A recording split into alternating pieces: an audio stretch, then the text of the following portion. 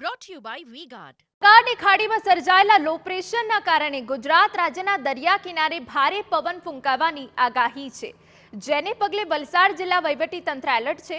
દરિયા કિનારે 70 થી 80 કિલોમીટરની ઝડપે પવન ફૂંકાવાની સંભાવના છે, જેના કારણે દરિયો તોફાની બને તેવી આશંકા વ્યક્ત કરાઈ છે। તકેદારીના ભાગરૂપે વહીવટી તંત્રએ બીચ ઉપર સહેલાણીઓની સુરક્ષા અને જાગૃતિ માટે બેનર લગાવ્યા છે। તિથલ બીચ પર પોલીસે સહેલાણીઓને દરિયાની નજીક ન જવા સૂચના આપી।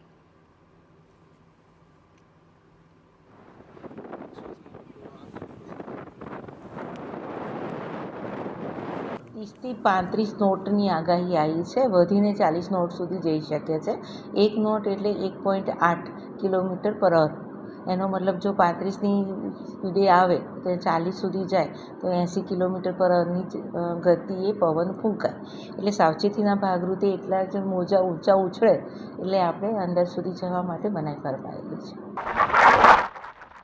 માછીમારોને પણ દરિયો ન ખેડવાની સૂચના આપવામાં આવી છે। ઉમરગામ, નાની દાંતી, મોટી દાંતી અને કોસંબાના માછીમારોને 2 જૂન સુધી દરિયો ન ખેડવાની સૂચના